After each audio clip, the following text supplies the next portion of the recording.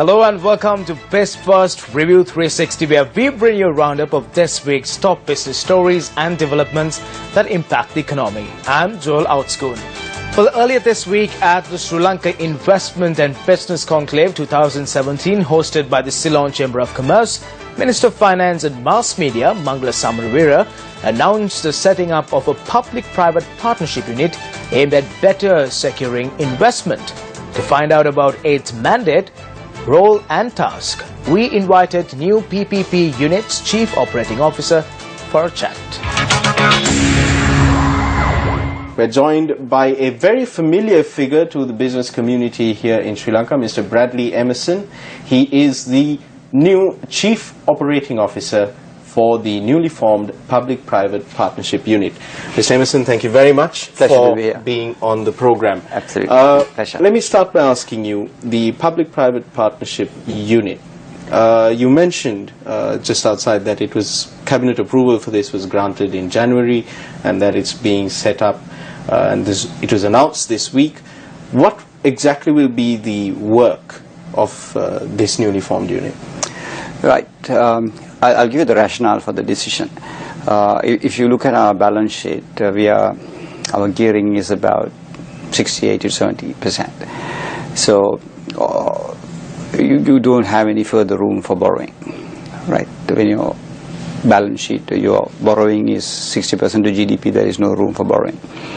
And that constrains your utility of your revenue. As of now, over 90% of the revenue goes into servicing loans. But you need to have infrastructure development if you are to sustain your economic agenda. So no economic agenda can run without the flow of investment. So that's basically the outline. So the reason why this came in is because of our limitation to borrow, but the necessity to continue with infrastructure development. So private-public partnership model is something that actually had been instigated or suggested by the World Bank as a vehicle that could actually help you continue your agenda without having a burden on your balance sheet. So that's the reason why this has been brought in, and this is something that has been worked for decades in other parts of the world. Not that private-public partnership is new to Sri Lanka. We have done private-public partnerships. The two ports we have done, Telecom, Prima, Indian Oil, these are all private-public partnerships. But those were done as one-off. Now here it is done more as a compulsion to make sure that we shift this expenditure off balance sheet. Do you feel that, given what you mentioned, that these are fairly desperate circumstances when your borrowing is at 60% of GDP and 90% of your revenue is going to servicing loans, do you feel that you'll be stuck for choice when it comes to embarking on new public-private partnerships, and you'll have to sort of go with whoever is going to give you the bucks? Not really. See, as I said, we've been kind of in operations for 4 months now. The appetite has been pretty good. You don't have to go in and give it to anybody who is coming, and that's exactly the role of a private-public partnership unit, because it has two major factors built in. One is value for money for the government, and the other is return for investment for the proponent. So we need to make sure we marry these things. So you're right. I mean, people think government tenders are easy bait, so you can jump in and take it, so anybody and everyone can come in. But here, these projects runs into decades.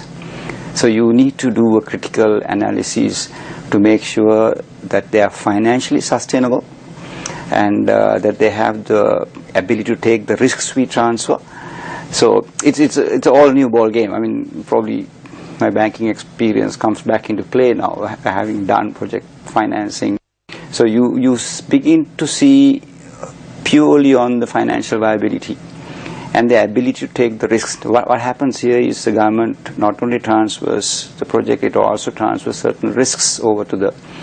So the pricing need to build in the risks.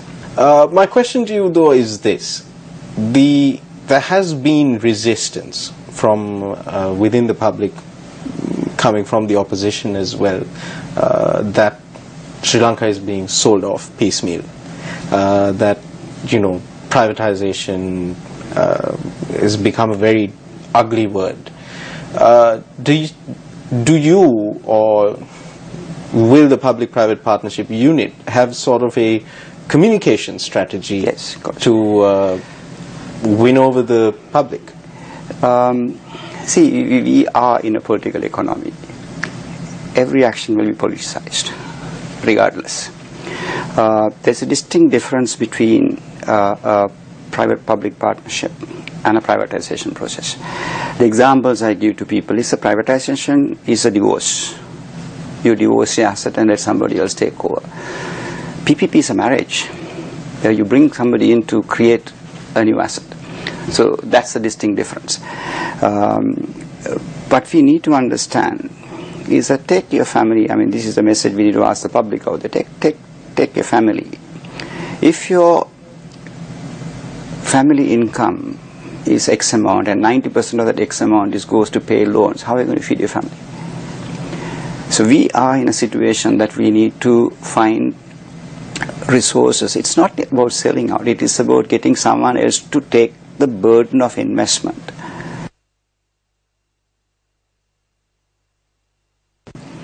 Balance sheet is palatable. You can hold on to it. Otherwise, I mean, this kind of it's if you look at what happened in Greece, what happened in Spain, what happened in Portuguese, is all about your excess borrowing.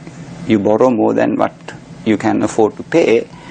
You're basically self-imposed bankruptcy. You run the economy into the ground. Another concern that people are going to have with the new public-private partnership unit is that this is now the third body that will be dealing with foreign investment or private sector investment, in addition to the BOI and the Board of Investment and the Agency for Development. How is the public-private partnership unit different? Because the reason I ask this is one of the concerns that is raised is the lack of consistency in policy, ease of doing business needs to be more streamlined, etc. When you have so many different bodies working on it, doesn't it become too convoluted? In a way, we will be complementing each other. But to draw a line, BOI is open for investment. It can be 100% commercial, whereas we are looking at investment for state initiatives. It can be infrastructure, roads, water, airports, ports. So these are essential infrastructure requirement for economic drive, whereas BOI could also have directly 100% commercially viable projects where investors come, do their business, take the money away. Here we are looking at more on a projects. So that way we differ. And even if you say the enterprise development unit comes in, I think in a way you have now broadened the scope, and you can now divide it and redirect to the right places so that it can move faster. Just imagine you had only one unit, and if they will probably get choked up with all the accelerated agenda, the reforms that we want to achieve. So it's not going to compete. I mean, this is an enabler. This unit will not own the projects. This unit will not take off any projects off the line ministries. All what we are trying to do is, because we got the training and the expertise from the World Bank, we have access to so many other PPP units across the world through the World Bank, so we can always benchmark, we can get references, we can get draft contracts, we can find out the risks that we are doing, we can find out the failure rate. PPP has not been successful, it has failed as well. Okay, so before I let you go, Mr. Emerson, based on what you were saying just now, one last question. Many professionals that have worked with the government in the past in Sri Lanka have become disillusioned and have left. One of the primary complaints has been the political interference. We've had a change in minister since in the time frame that this has been set up. You've had a change in minister, you've got a new state minister in there. How is this going to impact your work? Are you worried about interference?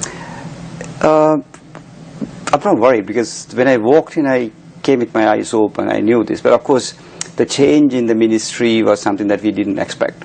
But having said that, this unit, the appointment of myself, It's a cabinet decision. I'm sure there's a collective wisdom behind that decision, and this is a compulsion more than a requirement right now.